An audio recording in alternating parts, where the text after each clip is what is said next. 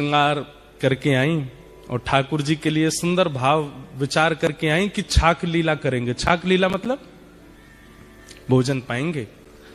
और छाक लीला के भाव से किशोरी जी ने पूरा वस्त्र धारण किए। तो वस्त्र कैसे धारण किए? हरे कलर के सब वस्त्र पहने। उसका संकेत ये किया कि ठाकुर जी को संकेत कर रही है कहीं बगीचा में मिलेंगे। और उसमें भी केश जो है श्री जी के वो बेणी गूथी हुई है। अगर बेणी पीछे है नहीं दिख रही है तो इसका मतलब ठाकुर जी को ये संकेत है कि वन में नहीं मिलेंगे। और वेणी अगर आगे है तो वेणी के भाव से संकेत है कि वेणी मतलब चोटी। वेणी के भाव से संकेत है कि घने वन में मिलेंगे। घने केश है ना, वो वेणी आगे है, उसमें पुष्प हो ना तो उस पुष्प के फूल जहां खिलते हैं उस वन में मिलेंगे। ऐसे ऐसे संकेत करती हैं श्री जी। लेकिन आज सावन का दिन चल रहा था, वर्षा होती नहीं है, बादल इतने घने रहते हैं, हवा चलती नहीं है कि प्रश्वेत के कारण श्री जी का गलती से हाथ चला गया ऐसे, और जितना वो बना के आई थी भाव वो सब मिट गया। लेकिन श्री जी को इस बात का पता नहीं चला।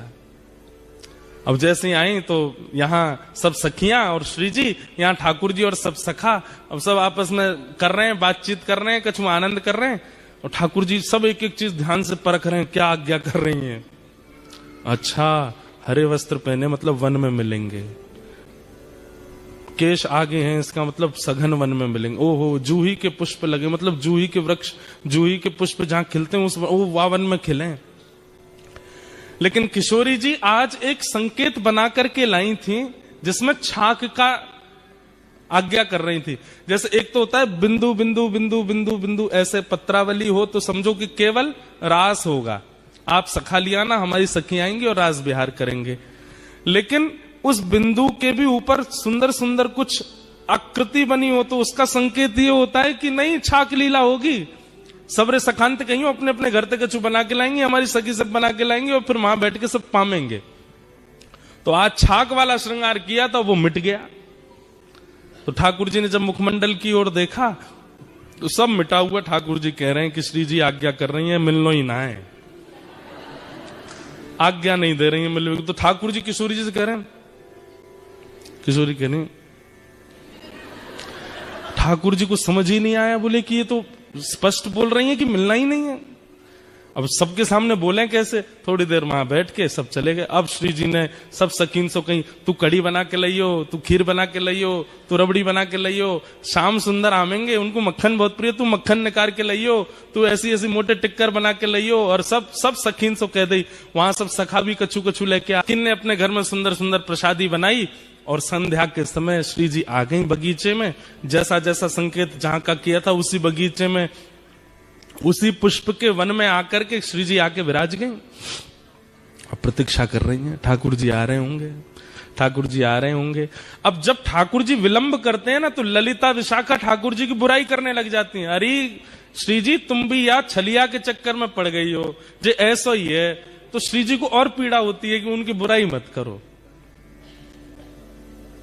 और फिर करते करते बुराई ऐसे कहने लग जाती हैं, हमें तो ऐसा लगे नंदगाम में कोई और गोपी आ गई है, वो और ज्यादा सुंदर है, और वाने बढ़िया अपने घर में कछु रबड़ी बनाई होगी तो लाला मही चलोगे और मही पेट भर लियो। अब ये सब सुनकर के श्री जी को बहुत पीड़ा होती है।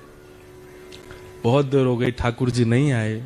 वहां श्री वृषभानु भवन से कीर्ति मैया आवाज दे रही हैं, अरे श्यामा, अरे लाली तू कहां है, जल्दी आ जा। सब सखी बोली, किशोरी जी अब जावे को समय है गयो, आज मिलन नहीं होगा। तो किशोरी जी के नेत्र सजल हो गए, जा रही हैं। और रास्ता में अब पूरे निर्णय कर लिए, आन दो कल, अब नहीं मिलूंगी इनसे, आज के बाद कोई संकेत नहीं करूंगी, आज के बाद कभी नहीं मिलूंगी, और आज के बाद यूं करूंगी त्यों। सब मन में विचार कर लियो। क्रोध में जाकर के जितनी सामग्री बनाई वो पाई भी नहीं। रात्रि में विशाखा ललिता दोनों सेज सजा रही हैं श्री जी का।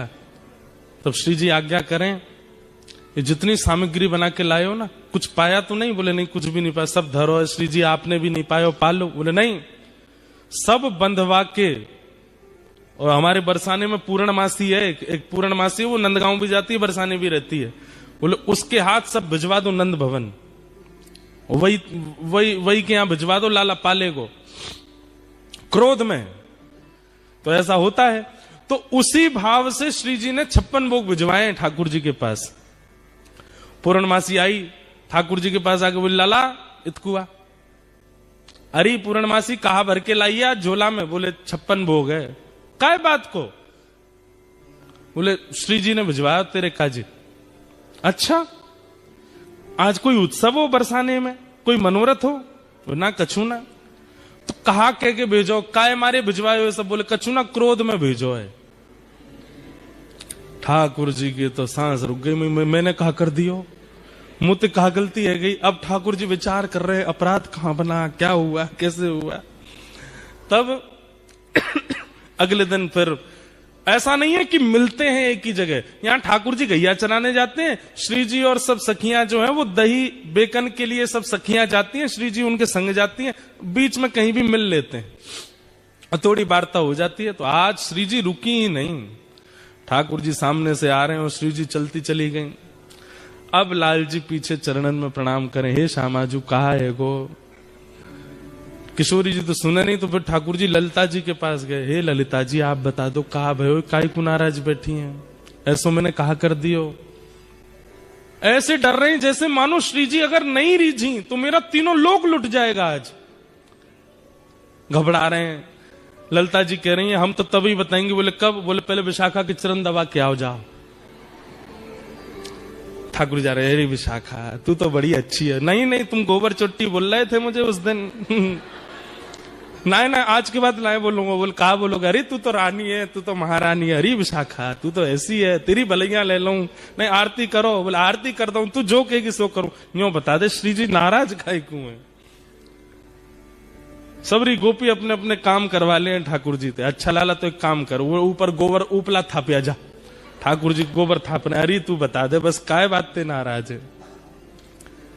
जब खूब थक जाते हैं ठाकुर जी भी, तब बोले वादना श्री जी ने संकेत कियो, छाक लीला को संकेत कियो।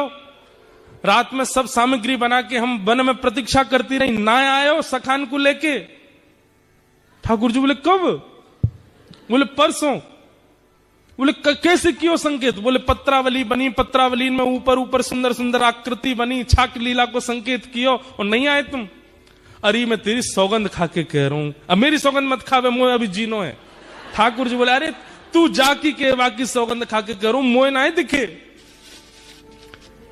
ललिता विशाखा जी बोली नहीं नहीं हमें सब पता है, नंदगाम में कोई गोपी आई है, वाने रबड़ी बनाई, वाके घर। अरे तू जो कहेगी सो करूंगा, सौगंध खा के करूं, ऐसा कोई बात ना है, मुझे संकेत पता नहीं। चलो। तब ललिता विशाखा बोली अब तो श्री जी को मनावे के काजे कोई योजना करनी पड़ेगी।